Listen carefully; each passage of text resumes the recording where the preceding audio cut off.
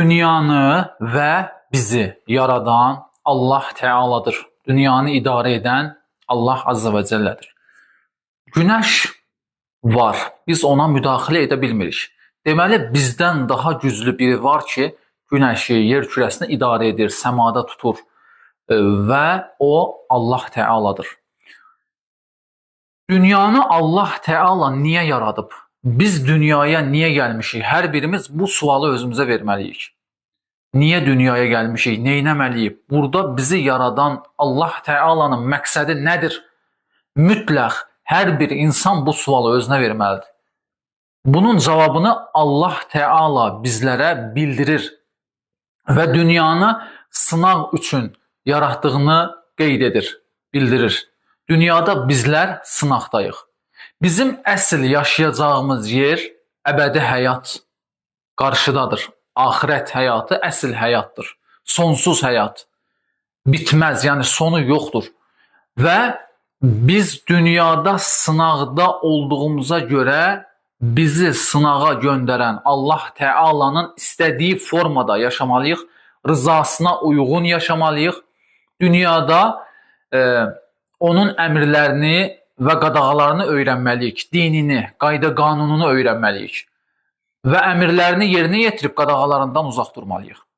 Allah Teala dünyada bizə bir yaşayış sistemi mi deyək, yaşayış tərzi mi deyək bildirib. İslam dini müsəlman kimi yaşamaq, təmiz yaşamaq, xeyirli bir insan kimi yaşamaq, həqiqi mənada insan kimi yaşamaq. Və İslam dininə uyğun yaşamaq bizim axirətimiz və dünyamız üçün xeyirlidir. Dünyada Allah Teala'nın namaz, oruz kimi əmrləri, qadınlara özəl örtünmə əmri var. Bunları yerinə yetirməliyik. Digər başqa əmrlər də var və qadağaları var. Qadağalardan da uzaq durmalıyıq, haramlardan. Bu haramlar, günahlar həm dünyamıza, həm axirətimizə zərərlidir. Və bu formada, yəni Allah Teala istədiyi formada yaşayanlara axirətdə mükafat verəcəyini, cənnəti verəcəyini bildirir. Dünyada da bir qism bəzən mükafatlar verir. Və əmirlərini yerinə yetirməyib, həddi aşan, zalımlıq edən, böyük günahlar edən, İslam dinini qəbul etməyərək ona qarşı gələnlərə isə cəza veriləcəyini, verəcəyini bildirir. Biz əsasən bunun yaxşı tərəfini düşünməliyik. Yəni, İslam dini dünyada həm insan kimi yaşamağımız, yəni həqiqi insan, təmiz yaşamağımız üçündür. Həm dünyamız gözəl olsun, təmiz olaq, pis əməllərdən uzaq duraq.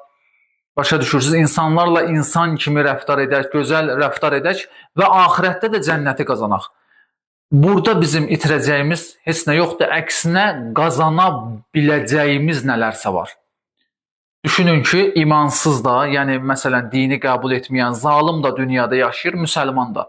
Müsəlmana Allah Teala mükafat vəd verir, müsəlman ümid edir, inanır ki, mükafat qazanacaq, amma zalımın qarşıda gözlədiyi bir mükafat yoxdur.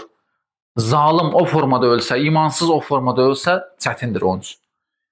Buna görə ağıllı olmaq lazımdır. Yəni, ağlımızı düzgün istifadə edək, dəyərli izləyicilər. Bir fürsətimiz var. Dünyada, sınaq həyatında bir fürsətimiz var. İkincisi yoxdur. Elə yaşamalıyıq ki, axirətdə peşman olmayaq. Və onu unutmayaq ki, bir insan inansa da, inanmasa da, qəbul etsə də, inkar etsə də, Allah Teala'nın vədi haqdır. Ölən hər kəsi dirildəcək və sorğu-sual meydanına toplayacaq. Bir insan bir daha xatırladırıq, qəbul etsə də, etməsə də. Buna görə də üzərimizə düşən xoşluqla həqiqətləri qəbul etməkdir.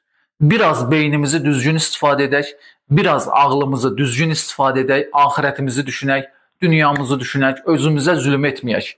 Bir insan çirkin işlər içində, haramlar, günahlar içində yaşayırsa, özü özünə zülm edir.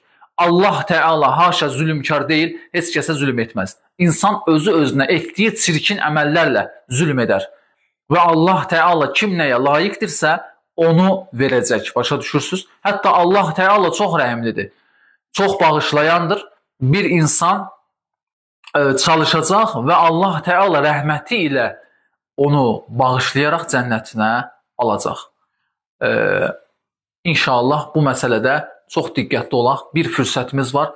Fürsətimizi necə deyim, itirməyək, əlimizdən buraxmayaq.